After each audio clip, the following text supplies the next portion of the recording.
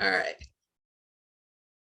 All right. Hi, everyone. This is Spinround. I'm here with the legendary sim trainer Given, and we're going to talk about some Sire news for 2022, including Mike's official list of upgrades and downgrades for the year. We're going to be breaking the news here, right? Yes, we are. We are the official news bringers, but you have to wait until the end of the video for that. You're gonna have to wade through us talking about Sires for a little while. Absolutely. So do you want to be called Given or? No, you can call me Dan. That's fine. All right. I wasn't sure. It is kind of weird. You know, we've been playing this game for so long. It's like we've got a group of friends that kind of know us as Given and Spinround. But yeah, no, Dan's good. All right. Well, welcome, Dan. I'm glad to have you for this discussion. Do you want to just jump into some Sires that we think are deserving of an upgrade for the year?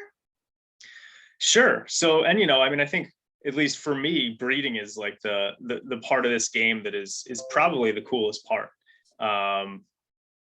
It's there's no game like it where you can kind of use real life sires to breed horses.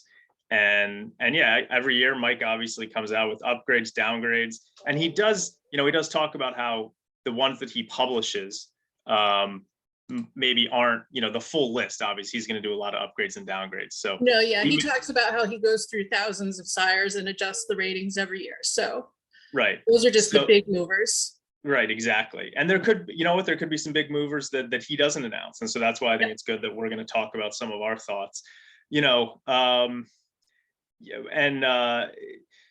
So I think that there's different tiers, right? There's like the elite tiers, and then there's kind of like lower tiers, and you've got sires kind of like moving up and down between various areas. One sire for me that really bumped his stud fee, kind of really jumped a lot going into next year, and he's a young sire, is Gunrunner. Yep. Son of Candy Ride, I believe. And Gunrunner was a terrific horse for Steve Asmussen, and just kind of kept getting better throughout the course of his career. And he had some really nice horses this year. Echo Zulu, who was the top 2-year-old filly out there.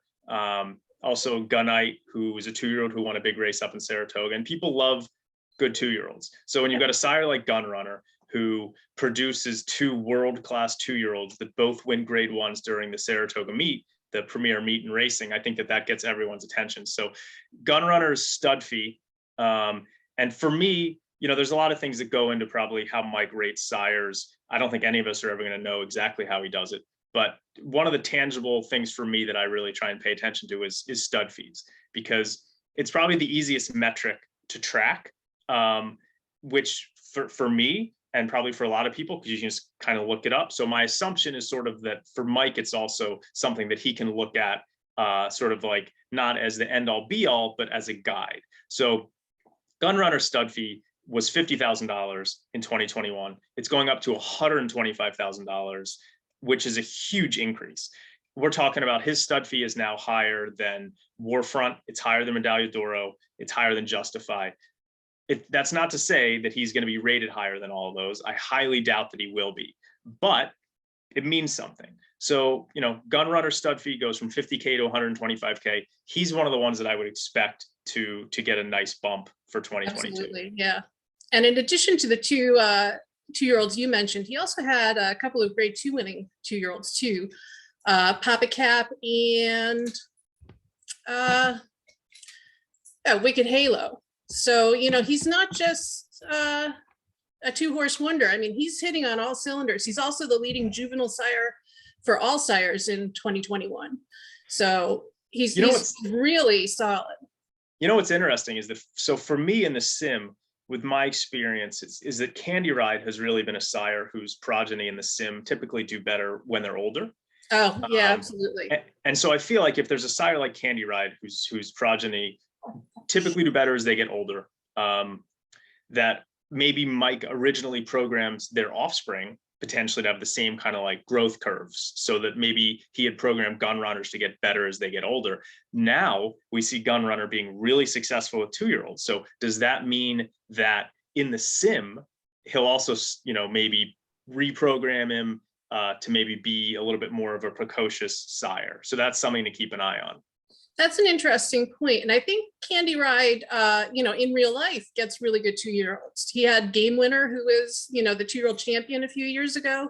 But yeah, and my experience in the game is that his offspring are much better, as 4-year-olds and even 5-year-olds. So that'll be an interesting thing to watch. Yep. One thing, since you started off with the freshman sires for 2021, this has been just an outstanding crop of young sires, both in America and elsewhere. But, Gunrunner had the 2 grade 1 winners, as you mentioned, but there were a couple of other freshman sires this year who had grade 1 winners, and that was Caravaggio and Connect. And both of those are seeing their stud fees go up a little bit for next year, both by about $10,000. But Caravaggio is going from 25 to 35, and Connect is going from 15 to 25. So, just a really, really strong group of young sires in America right now. And I wouldn't be surprised if either of those got a more modest boost. I mean, obviously they're not at the level that Gunrunner is just, firing on all cylinders. But for a young sire to have a 2-year-old grade 1 winner in their first crop, it means something. And I think both of those sires have been really, well responded to by the breeders.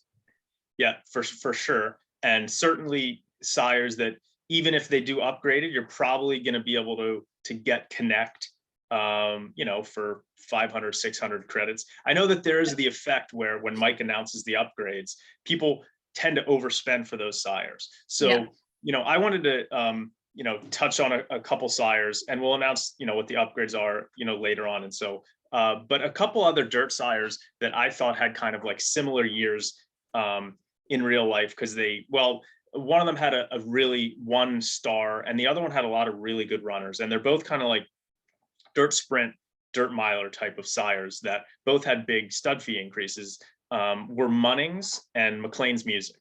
So, Munnings had a number of graded stakes winners this year. None of them were one of them was a borderline superstar, was a 2-year-old for Chad Brown named Jack Christopher.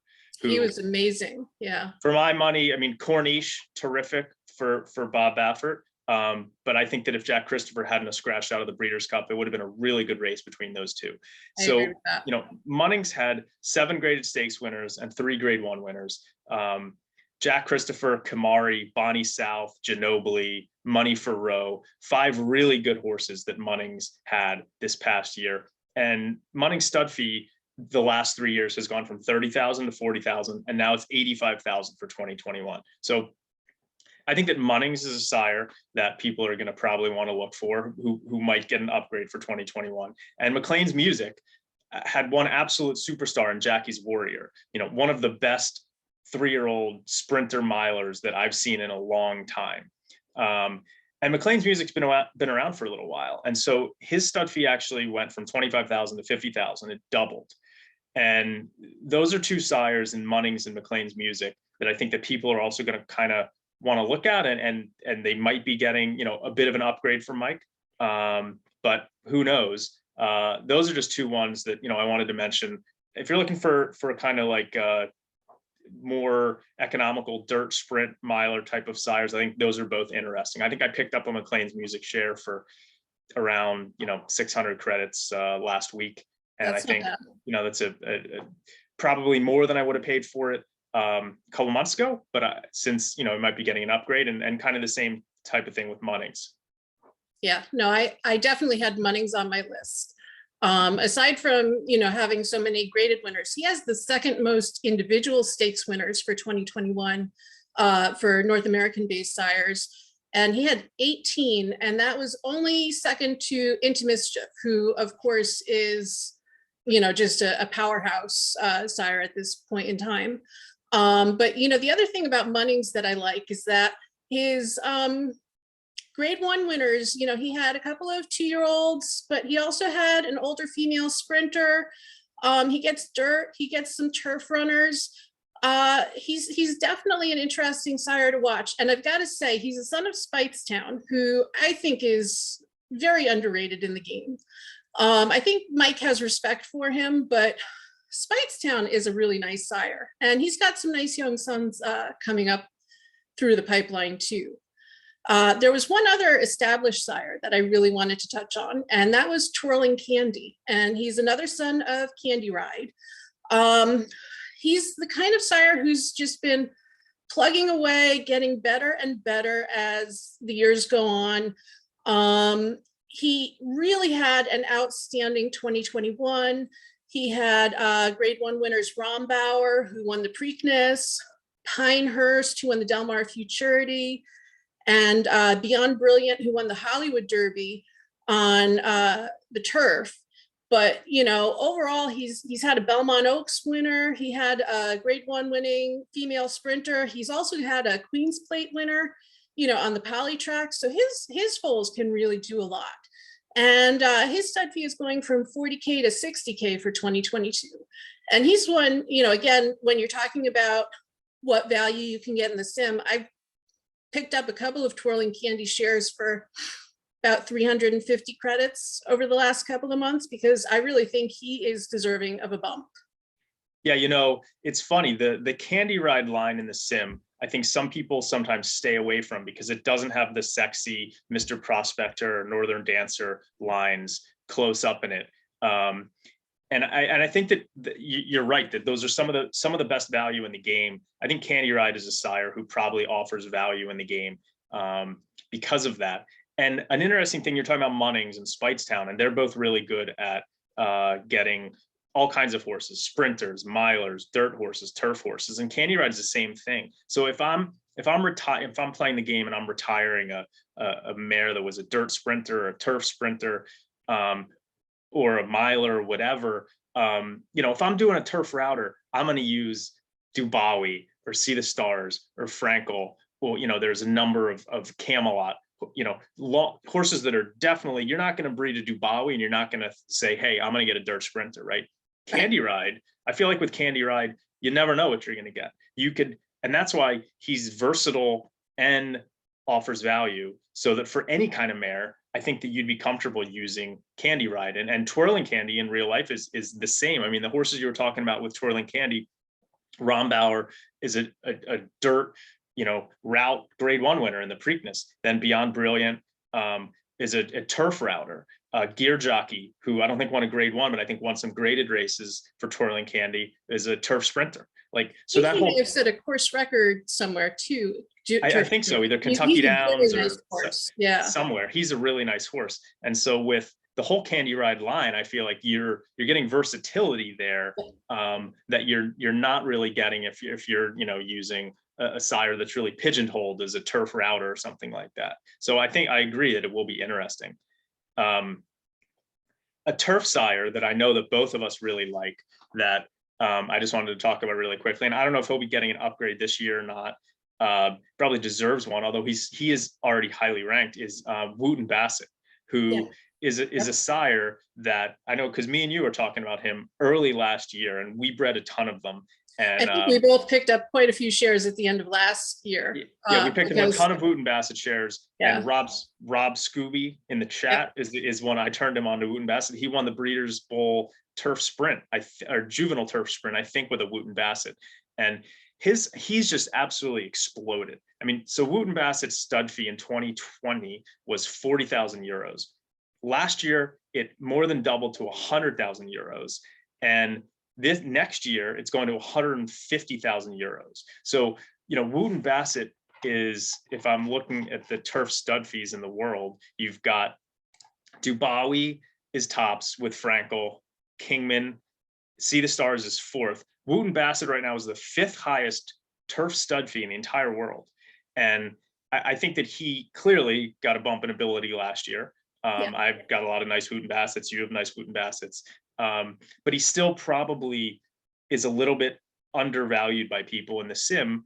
And so I think he's a sire that is, I would consider him to be elite. He might even get a little bump this year or next year, maybe not. But I think he's a sire that people need to kind of have on their radar, especially with Galileo going to be gone. And by the way, I can't wait to see in a few years from now the sim numbers for Galileo's current crop, because so many people are breeding so many unbelievable Galileos, me and yeah. you both included. But with Galileo being gone, was probably the top turf sire in the game, I would think. Yeah. With him gone, there's going to be a void, and obviously people are going to be looking at Dubawi and Frankel and See the Stars as probably the top 3 turf route types. But you start getting into Kingman, and Wooten Bassett's a sire that I think a lot of people really need to look at. I think since you mentioned, Galileo, it's worth noting that in 2020, when Wooten Bassett was at 40,000 euros, he was standing in France, which, while France has a very good breeding program, is not at the level of Ireland, where he was moved to for 2021. And he was purchased by Coolmore, which of course is, the biggest stud farm in the world.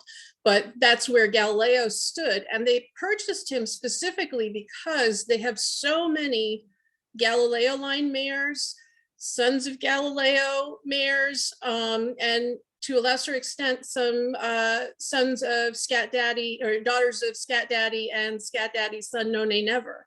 And they thought that those combinations would work really well with Wooten Bassett. So not only did he move from, a medium-sized pond to a big pond, but he moved to the biggest pond, and he's going to be supported by the best mares in the world. So, he is definitely an elite sire in real life, but he's just going to get better and better from here as those Coolmore bred foals start hitting the racetrack. And obviously they were just bred this year, but in the next 4 to 5 years, he's going to be a powerhouse. And I wouldn't be surprised if, people were talking about him the way they talk about Galileo right now, just because, he's already shown the ability, but he's going to get that underside support from the really great mares. That's a really great point you make about the mares. And I'm just pulling up his pedigree, because it's almost like a similar thing, I feel like, to Candy Ride a little bit, where some people playing the game might shy away from him a little bit. Yeah, because if you look at Wooten Bassett's pedigree, he's by a Frage, who's okay, but not a great sim sire. Right. A Frage, you've got to go back 5 generations from Wooten Bassett, and then you hit Mr. Prospector and Northern Dancer. On the dam side, the dam sire is Primo Domine, who's by Dominion. It's a very, you got to go back a ways. You're not going to see Northern Dancer or Mr. P in the 3 generation pedigree that it shows in the game. And so he would, the fact that you're right, it's he's getting all these great mares. It's sort of like what we saw with Uncle Mo, and maybe a little bit with Candy Ride, because they're not necessarily close crosses with Northern Dancer, Mr. Prospector. They're better crosses for a lot of mares out there. So yeah, I think Wooten Bassett's just going to kind of continue to improve and go up. Now, there's another sire who kind of follows a similar pattern, and that's the leading sire in Australia, Written Tycoon. He is from a lesser branch of the Northern Dancer line, and his dam is kind of obscure Australian, New Zealand line stallions. But as I mentioned, he was the leading sire in Australia for 2020 to 2021. He's had multiple graded winners. His stud fee for this year is 165,000 Australian dollars. Right now in the sim, he only has 3 grade 1 winners and 3 other graded winners, but he gets everything from 2-year-olds to long to short. I mean, I know we've said that about several sires here, but that's really the hallmark of a good sire, is that their foals can do everything. And I think if Written Tycoon hasn't received a boost, he really deserves one. Yeah, Written Tycoon it's funny you mentioned him. He's a sire that, I don't know, for whatever reason, has never really been on my radar all that much in the game, but maybe he should be. I would think that just based on what you were saying, that he's probably a sire that people are going to want to look at. maybe I should start breeding more written tycoons. You should. I actually, I bred quite a few of them last year and this year. And I have one graded winner, a grade 3 winner, who is really nice by him, a 3-year-old. And I've got maybe 5 other stakes winners by him. I mean, he's one who definitely has been improved in the last few years, but he really should be improved more. And I think a lot of people should really give him a try if they're looking for some kind of an outcross. You know, he's got an interesting pedigree, but he definitely deserves a bit of respect. So I'm going to touch on the Japanese sires briefly, because they were just recently announced the new stud fees in Japan, and you know, I think it's interesting. I was having a conversation in the chat yesterday that some of the chatters are involved with. We've got a great chat community in the Slack community, and Beer Keg was kind of talking with Andrew Croft, who was talking about some of the Japanese sires, and Beer Keg made the point. He's like, you know what? I think that maybe it's justified that some of the Japanese sires aren't rated as highly because they haven't really had success outside of Japan. And I made the point, well, what's the success that Tappet and Into Mischief have had like outside of the United States, like outside of North America? Isn't it kind of like you could make the same argument either way? Obviously, a lot of players who play the game are in North America, and Mike's in North America. So I can certainly understand, you know, why that sort of exists. But there's a lot of interesting sires in Japan. I think that to this point, probably the only elite sire that Mike has programmed in Japan has been Deep Impact, who has been a really good stallion, an incredible stallion in real life. Yeah, deserving of being elite level, but elite level, absolutely. But I think so. If we look at some of there were some big movers in the Japanese stud fee market with the latest announcement from Shadai Stallions, which is where most of the Japanese stallions stand. So the biggest priced stallion in Japan right now is a sire named Epiphania, and I think that's how you pronounce it, but I could be wrong. His stud fee jumped up to 18 million yen, which is it translates to I think $165,000, and so or $156,000, depends on what you're looking at with the exchange rate. But so Epiphany is a sire that you can get, like you could have gotten pretty cheap. I looked through my shares and I had some that I bought last year for like 200, 300 credits. Probably go up a little bit because his stud fee's high. But second in Japan is Lord Kanaloa, who I think would have been the highest rated Japanese stallion last year. And my guess would be probably still up there as maybe the highest rated Japanese stallion. His stud fee actually went down a little bit to like 132,000. But another big mover who I know you'd mentioned in an email to me, and who I think I started buying up shares probably before I should have, was Kazuna, who stud fee, he had a bunch of really nice runners in Japan in 2021. I think you can talk a little bit about some of them, but his stud fee went up to $105,000, the equivalent of that. And one of the things I really liked about him with his pedigree is he's a son of Deep Impact, and he's out of a Stormcat mare. Yep. So a lot of these Japanese stallions have kind of obscure pedigrees. You know, there's a lot of Symbolic Chris S in there, just a lot of stallions that people in North America might not be as familiar with. But when you see Deep Impact times Stormcat, my thought was, okay, that's pretty promising. So I bought a bunch of Kazuna shares last year and bred a bunch. Didn't really turn all that great, so I'm not convinced that he's been rated all that highly. But his stud fee going up to 105,000, I think Kazuna is a sire that people are probably going to keep an eye on. I think, you know, I did have him on my list. He's the number 6 ranked Japanese sire by earnings this year. And the important thing about that is that most of the sires ahead of him are much older, much more established. His oldest foals are just 4 years old.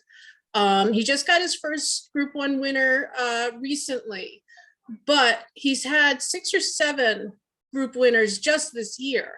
And I think he's one of those sires who's been a little bit unlucky not to have a Group 1 winner prior to this year. Just that he's had 3 or 4 sons and daughters who have hit the board in Group 1s, and some of them multiple times, and just, you know, for whatever reason, that Group 1 winner monkey hasn't quite gotten off his back until just recently. But, you know, he easily could have had 5 Group 1 winners up to this point with a bit of luck. And, you know, as you say, his stud fee is going up. I do like his pedigree. I think the Japanese have done really well with some of the American mares that they've purchased. You know, obviously being by Stormcat, his dam was purchased a while ago, but you know, they've done really well with the American pedigrees they've purchased. One I would like to touch on that you touched on is Lord Kanaloa. By earnings this year, he is the #2 leading sire in Japan, behind only Deep Impact. He's a son of King Kamehameha, who is, of course, by King Mambo. But King Kamehameha is the #3 leading sire in Japan this year. And he's, you know, I think of the Japanese stallions, he's probably the #2 ranked in the game as well. But Lord Kanaloa only has 3 Group 1 winners and 2 other Group winners in the game. And really, you know, he's a very underrated sire. You know, I think most people know him as the sire of Amandai, who, you know, is a champion and beloved in the world. But, you know, this year he had 8 Group winners overall. And he's one I would definitely give a second look to if I was looking for a bit of a bargain. Yeah, I think that a couple of years ago, or I lose track of time as you get older, but you know, Mike had posted a couple different times that he had to downgrade some of the Japanese sires because he thought he had them rated too highly. And maybe there was an overcorrection there. And hopefully some of those sires are getting, you know, boosted again. Because I think Lord Kanaloa is a sire that it's funny. He probably does offer value in the game because I think he slides under 1,000 credits. But, you know, I think that he's probably still not rated as highly as he should be in the game. Yeah. But he also could still be valued. So there's kind of like a combination there. I like getting the Japanese sires. And just because it's kind of fun for me introducing new kind of bloodlines into some of my mares, and I like naming horses after I love Japan. It's a fantastic place to go, and so I kind of like just like breeding some of those. And I'd love to get a Kazuna graded winner in the sim at some point, just because it'd be kind of cool. But yeah, Lord Kanaloa, you know, another Japanese stallion who folks in North America will probably be familiar with, who got a big bump this past year, was Drafong, who's a son of Gioponte out of a Go-Sapper mare. And I think his stud fee, and he's in Japan, went up to the equivalent of like $61,000 US. And you can get him pretty cheaply. I know Ryan, Lenny 271, he's got a couple good Drafongs. And so I think he's a sire that might have been rated okay, and might be getting a slight bump this coming year. He's another Japanese sire kind of for folks to look at. Now, I know you had another European sire who you thought was deserving of a bump this year. Let's see. Well, are we talking Knight of Thunder? Yes, because he's one I like also. So this is kind of like almost like a delayed bump, and you can talk about him a little bit, but he's one whose stud fee last year, or 2021, went up big time. It was in 2020 he was 25,000 euros. Then then for 2021 he was 75,000 euros. And I think maybe he's one that because I bred some and they were okay, but I wasn't quite sure how highly he was rated. He had another pretty good year in real life, and his stud fee's staying at 75,000 euros. No, I think just a quick correction. I think he's in pounds because he stands in pounds. England. Just okay. For those of our viewers who are trying to do all of the conversions. Yeah. So, and I think that it's a little confusing to find, because what's funny is there could be stallions like who was it? I was actually texting with Gowan's Ben, who's a bloodstock agent, about this. and it was a stallion. I forget who it was. I can probably check pretty quickly. Whose stud fee, just see what I was texting him. Whose stud fee was very different. Went for when he was standing in the UK and when he was standing in, yeah, it was okay. So it was Zoostar. So, Okay. so Zoostar right now stands for 25,000 pounds in the UK. In Australia, he stands for 154,000 Australian dollars. It's a huge difference. Right. And so I was asking him, like, why couldn't I just send, if I have an Australian mare and I'm in Australia, why can't I just save a bunch of money and send her to be bred by Zoostar in the UK? And he's basically saying, well, you could do that, but your mare would have to, the foal would have to like stay in the UK. But it's interesting to me that there's that big of a difference. So I wonder if that's part of the difference with Night of Thunder. It's funny how the different stud fees vary by where they're standing. And I know, a Night of Thunder, I know, based off his popularity last year, started covering mares in Southern Hemisphere time in England. I think that was for 2021. They started offering him on that time arrangement. I mean, one of the initial things that caught my attention about Night of Thunder, and which is why I started breeding him, was because his pedigree is just, he's by Dubawi out of a Galileo mare, which right there is like, that's just royalty upon royalty. And he won the 2000 guineas. So if you're looking for turf miler type stallions with great pedigrees, Night of Thunder fits the bill. And now he's got a really nice stud fee. So he's a stallion that, I bred some of last year. They were kind of okay, but I wouldn't be surprised to see him get a bump just based on both his stud fee and the success he's having in real life. Yeah. And, it's worth noting in that 2000 guineas win, he beat Kingman. And I think, was that Kingman's only loss of his career, or was it his first loss? It was a big upset to beat Kingman. But it was certainly the only loss in a stakes race that Kingman had. Yeah. But I know in 2020 he was the leading second crop sire in Europe, and this year he's the leading third crop sire in Europe. So he's really doing very well for himself. And he's another, he stands at Darley, so he's getting really world-class mares there. He's not one of those sires like, we were talking about with Twirling Candy or Written Tycoon, where they really started off, in blue collar type situations and, just covering nice enough mares. But, he really has been getting good mares from the beginning, and he's showing it.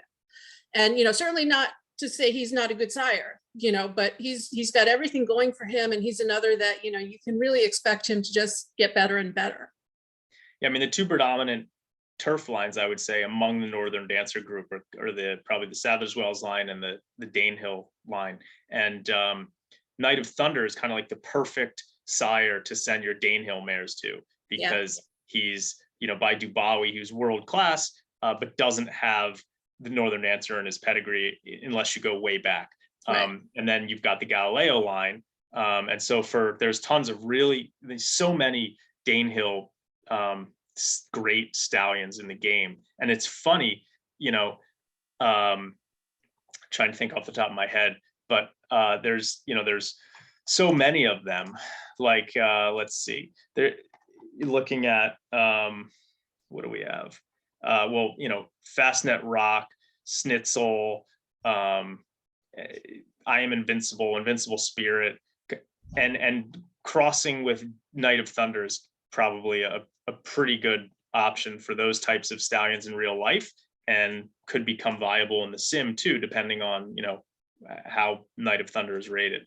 Sure. And I mean, some of the more recently deceased sires by Danehill, like Redoubt's Choice and Danehill Dancer, who, both of whom I think have some nice mares left active in the game right now. So if you have a good mare by one of those, you might want to consider Night of Thunder for sure. And of course, with Galileo, he legendarily crossed well with Danehill line mares in real life. Obviously Frankel being the best of them. But yeah, no, you're certainly right that combining those three top sire lines would certainly be to anyone's advantage looking for a good turf runner. Yep, yeah, for sure. Are there any other established sires we want to talk about? Not really in terms of upgrades. Okay. You know, obviously you talked about Into Mischief. I mean, Into Mischief right now is probably the top dirt stallion in the world. I don't know if he's rated like that in the game, but he's assuredly, you know, probably a top 5 rated dirt sire in the game. But he's one that could get a little bit of a bump. But it's when you're getting to that price level, it's all kind of relative. You know, there's it's funny, I went through all the stallion fees, and the only horse that I found that I thought was like an obvious downgrade, and it's probably because this stallion's been so bad for me in the game, and now it's sort of hard for me to think that he could be any worse, is I've read a lot of Golden Horns, because I thought that Golden Horn, there's a lot of turf sprint, turf miler type stallions in the game that I was able to find to use, but when you get to turf route and turf long route, it can be a little more difficult. So I went through a phase where I was using a ton of, and I'm talking about like below the top tier, right? Like below Galileo, below Dubawi, below See the Stars. If you want kind of like a economically priced turf long route option, I was using I was breeding a ton of Camelots and a ton of Golden Horns. And I think I got like 3 or 4 grade 1 winners from Camelot. I've actually probably had an unreasonable amount of success with him, because I'm still not sure how highly rated he is in the game, but he's treated me really well. Golden Horn, on the other hand, I've got the worst group of Golden Horns you've ever seen. And his stud fee went from 40,000 in 2020 to 20,000 in 2021, and now it's gone down again to 10,000, and then it's pounds. So it's still, you know, US dollars, it's still a decent stud fee, but he's a sire who I wouldn't be surprised to see him on the downgrade list, just because his stud fee's kind of gone down a lot. A lot of the other sires that decreased are ones that I don't think necessarily would get downgraded, because you're talking about like big money sires, like I mentioned earlier, Medaglia d'Oro, Warfront, Justify. Over the course of the last 3 years, they've all gone from like 200,000 to 100,000. It's a big decrease, but they're still $100,000 sires. So I wouldn't be scared to use those ones. I might, if you have a bunch of shares of those, I might use them in January before any downgrades go into play, because they're not the kind of downgrades that I think Mike would announce, but it's possible that some of them might get downgraded a little bit. So, you know, and this goes back to, you're only going to see the names of 5 or 10 horses and the upgrades and the downgrades combined, and the downgrades don't go into effect until February. So if you have a stallion that's not on that downgrade list, but his stud fee's gone down a decent amount from this year to next year, I'd say breed those shares in January just to be safe. Sure. Yeah. But Golden Horn was the only one who I thought to myself, you know, this probably deserves a downgrade. You know, More Than Ready the last 3 years has gone from 80,000 to 50,000. Still a pretty damn good stallion. I wouldn't necessarily think he'd be a downgrade. Kitten's Joy has gone from 75,000 to 60,000 to 50,000. Again, I don't know if he'd get downgraded or not, but those are some of the ones that I kind of looked at. Okay. Yeah. Should we look at some new stallions, or do you want to do new stallions, or just do a quick discussion of the stallions who have passed, or do you think we've kind of touched on? We could cover both pretty quickly. Okay. I mean, I think the biggest passing obviously is Dubawi. Well, no, Galileo. Galileo. Yeah. Dubawi's okay. Don't worry, everyone. Hold on to your Dubawi shares. Hold on to those Dubawi shares. January. Although now I'm going to jinx him, and I'm going to be in real trouble. If something happens to him, that would be bad. Yeah, I'm gonna send. Does he stand with Aga Khan, or where is he? He's at Darley also. Yeah, he's at Darley. Yeah, I'm gonna send them your way if something happens to him. But no, but I mean, you know, the two big deaths in the US anyhow were Bernardini and Malibu Moon. Your Sorry. dog is very upset about the She passing of is not Bernardini. happy about this. Oh, about the passing of Dupont. Yes. No, but I mean, there have been some other sires who we've lost this year. Hi. Yeah, we Distorted Humor was pensioned. Yep. Pivotal was pensioned. Heart's Cry, who's one of my favorite Japanese sires, was pensioned. Mujahid, who stands in Italy, not a big deal, but had a decent stud fee, was pensioned. Arrogate died this year. Yep. You mentioned Bernardini and Malibu Moon. English Channel. Oh died, yeah, I forgot about and that. That was just recent. Just recent. English Channel was kind of really underrated sire, probably both in real life and the sim. Yeah. Laoban, who was a really promising young sire by Uncle Mo, died. And Duramente, who was one of my favorite Japanese sires to use, actually passed. I'm sure there are some other ones. Yeah, Lemon Drop Kid, who I thought was always a good value for American-based sires. Didn't necessarily get you consistent graded winners, but always got me really hard-knocking horses. And I have a few stakes winners and a couple of graded winners by him. So I was disappointed to see him pass.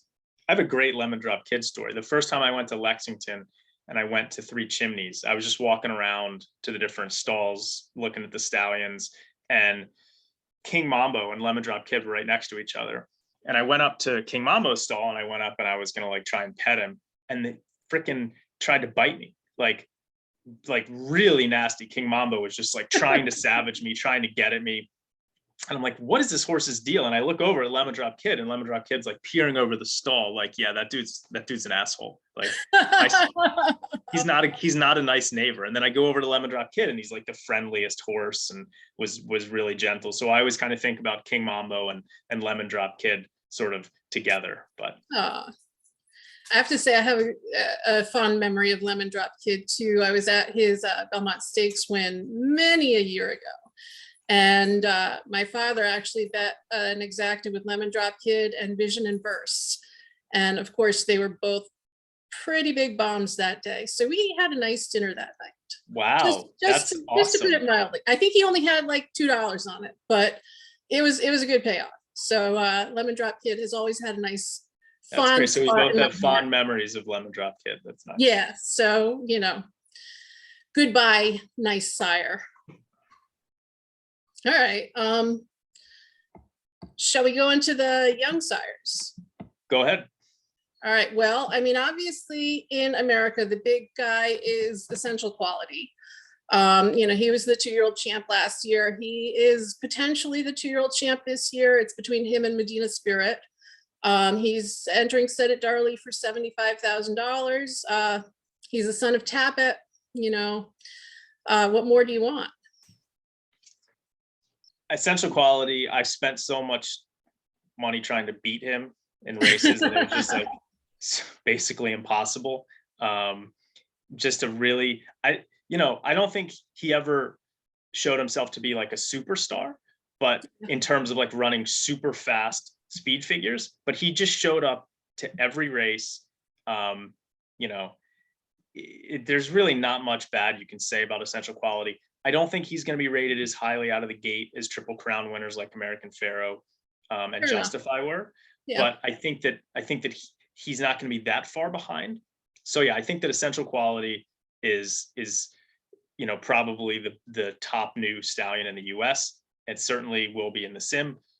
2 other stallions and I do not use a lot of first year sires in the sim because I think that there's so much value to be found in the sires that have been around and been established.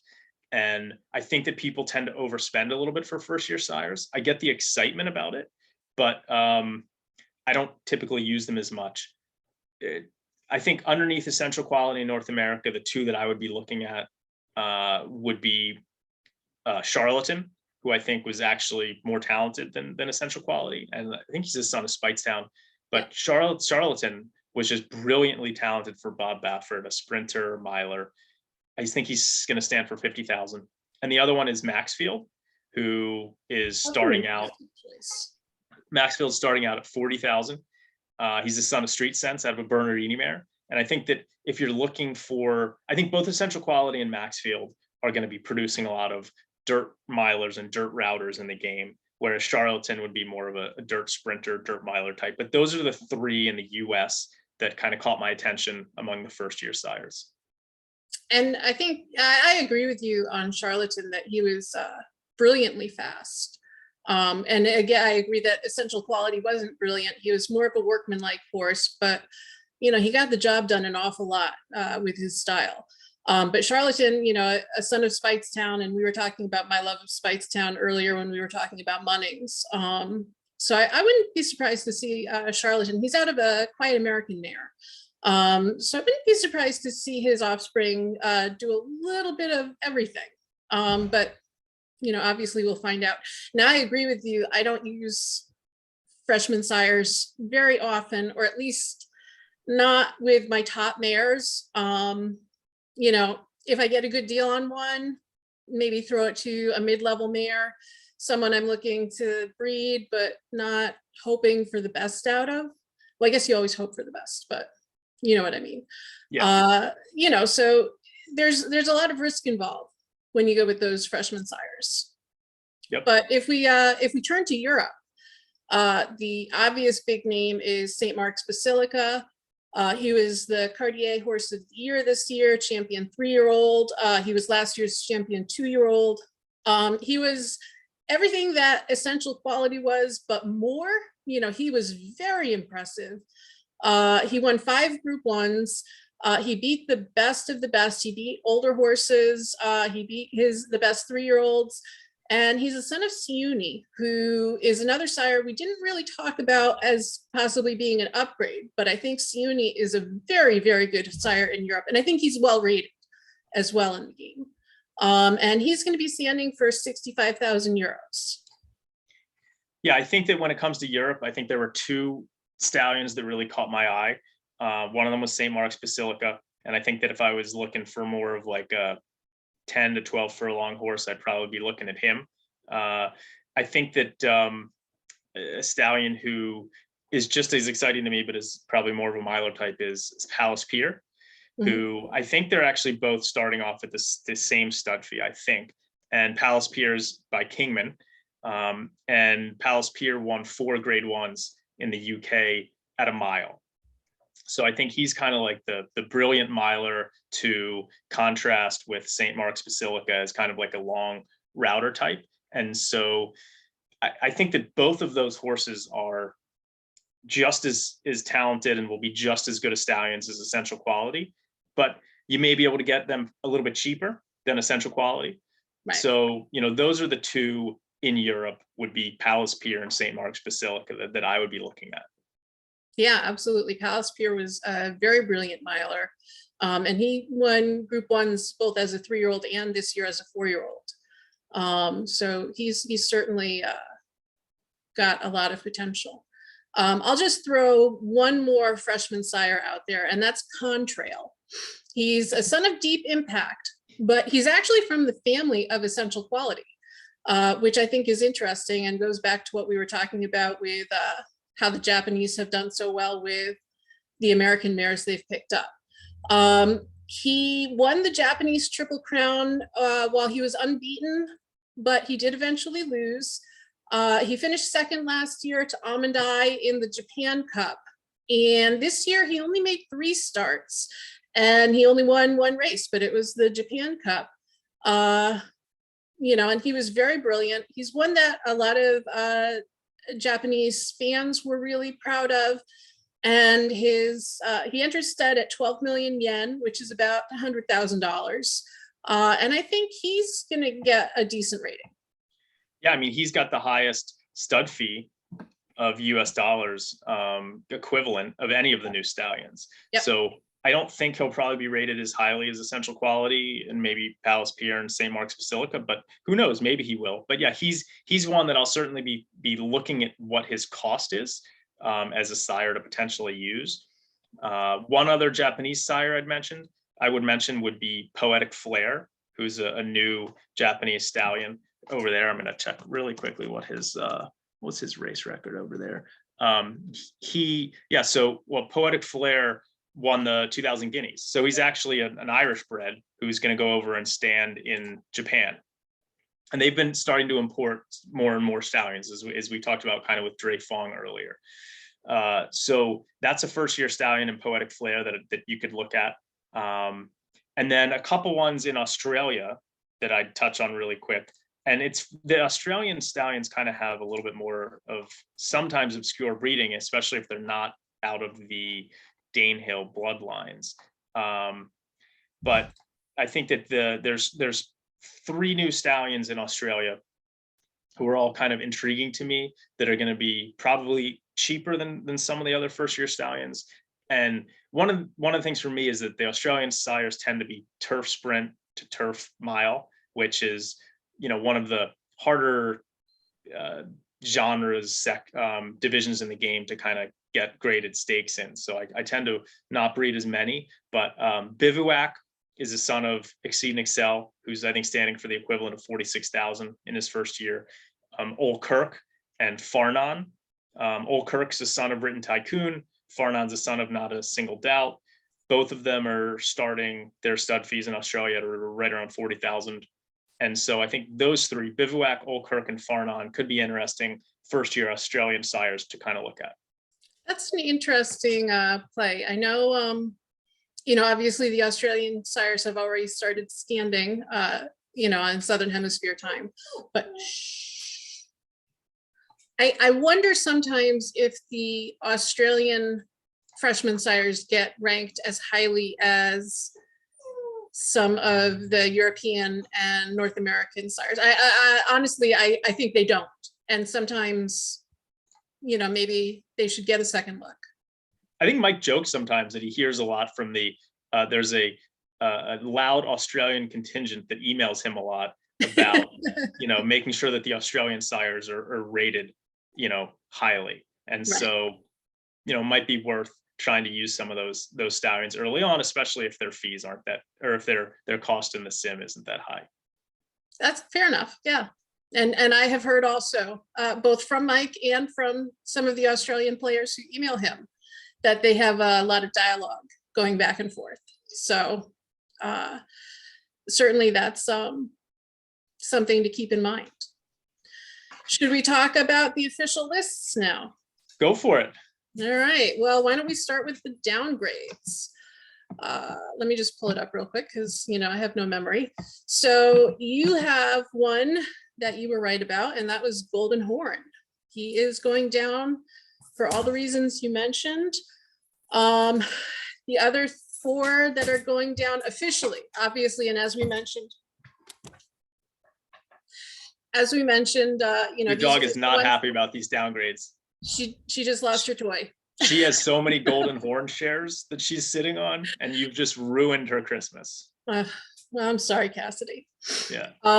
Yeah, so the other 4 who are going down are Exaggerator, Bodemeister, Mastery, and Nathaniel. And I mean, I don't think there's a whole lot to say about them other than they have. Cassidy is so mad about these downgrades. She also had a lot of Exaggerator shares. You know, you know what? I'm a Bodemeister. I think she's a big Bodemeister fan. I have a good Nathaniel Dirt Router. I think it's a Nathaniel Deep Impact Chris S, and it's a dirt horse, but whatever. Maybe, you know, when Mike starts allowing you to breed game horses to game horses, I'll send my Dirt Sprint Galileo horse to. Perfect. And we'll get a turf miler. Yeah, absolutely. You know. All right, so some good news then. On the upswing are Night of Thunder, who we talked about quite a bit, Gunrunner, who we also mentioned, and Connect, who we talked briefly about, but maybe we want to just touch on again. He's one of the freshman sires in America. He's a son of Curlin, and he's one of the sires who got a grade 1 winner out of his first 2-year-old crop. I think with Connect, he's a sire who maybe wasn't on a lot of people's radar. He's a grade 1 winner. He won the Cigar Mile a few years back, but maybe he wasn't on a lot of people's radar, both in the game and in terms of real life, but he's shown a lot of promise. So I think that may be why he's moving up. Yeah, Connect's another one, sort of like Kazuna, that I think I bought into too early. I really Mhm. like his pedigree, and I liked him as a racehorse in real life. And so I had a bunch of Connects, both this year and last year, and none of them really did all that much. And so maybe I was a little early on the Connect train. So Yeah, he's going up. I think I mentioned earlier his stud fee is going up from 15,000 to 25,000 for next year. So, again, when Mike announces these bumps, it's not just sires going from good to elite, but it's sires who are moving up in the ranks a little bit. And so I think with Connect, you can expect to see his results get better, but I wouldn't necessarily say, oh, jump on him all in, you're going to get the next Bluegrass Derby I winner. wouldn't be spending 1,000 credits on Connect. No. But I will say I got a Connect share for 2 C cards a while back, and I said, ooh, I'm going to sit there on you this go. until next year. That's better And than I'm a lot glad I of them. did. I save up for 7 months, and I this is something I complain to Mike about all the time. I save up for 7 months, and I finally get 2 A shares, and I turn them in, and I get like a hard spun. And it's like, and then someone in chat, Sam, will be like, "Oh, I turned in 2 Bs, and I got Candy Ride," and I'm like, man, I need to stop. I always get so excited because it takes so long to save up those A shares, and then I get some sire that it's like, man, I don't know about this. Yeah. Anyway, I hear you. Diverge. Yeah. We have one more who's moving up, and that's European sire Maymas, and I may be mispronouncing that. But he is another freshman sire this year. He also got a Group 1 winner out of his first crop. I think he set the record for the most individual winners by any freshman sire in terms of European sires this year. I think he got 44 individual winners, and his stud fee is going from 7,500 pounds to 25,000. So he's one, again, I don't think he's rated at all in the game, but now he is. now. And so, those are the official ones, but I wouldn't discourage people from because now it's going to be probably a little harder to get value on those. I wouldn't discourage people from looking themselves and trying to find some sires that you think, based on their performance or their stud fee, maybe should have been going up a little bit in terms of their sim rating. And Mike certainly may have upgraded some of those. So the great thing about this game is that, you do your own research, come up with your own opinions, and maybe it'll pay off for you. Yep, absolutely. I totally agree with that. And I mean, obviously, both you and I have opinions on which sires might be moving up who haven't been announced. But, again, Mike re-rates thousands of sires every year. He evaluates their rankings and tinkers with a lot. So, what is announced and what is moved are not, always the same thing. He did send us a list of the best rated freshman sires, and they're all sires who are on our lists. And that is Contrail, Essential Quality, Bivouac, St. Mark's Basilica, and Charlatan. So if you want a freshman sire, those are the ones to go for. But again, we have mentioned a couple of others. So, everyone has an opinion in this game, and nobody's wrong. It's the great thing about this game. So many great things about it, but yeah. Do you want to send us out with any more breeding advice? I think that the fun part of this game is trying to figure out stuff on your own. I mean, like I said, one thing I would do is if there's some stallions whose stud fees decreased and you have shares of them, even if they're not on the downgrade list, I would breed them in January. But no, I mean, I think that breeding is the best part of this game. Go out, pick some stallions that you think may have gotten an upgrade, maybe that weren't on the list, breed a bunch of them, and you'll be, if you get a stakes winner or even a nice allowance horse, it'll be, really, really satisfying and fulfilling. So absolutely. All right. Well, thank you, Dan, for joining us for this interesting topic. I think we covered a lot of ground, and I hope our viewers enjoy the video. Yeah. And Merry Christmas to everyone. Yes. Absolutely. And Happy New Year. Yeah. All right. I'm going to send us out there. Goodbye, everyone.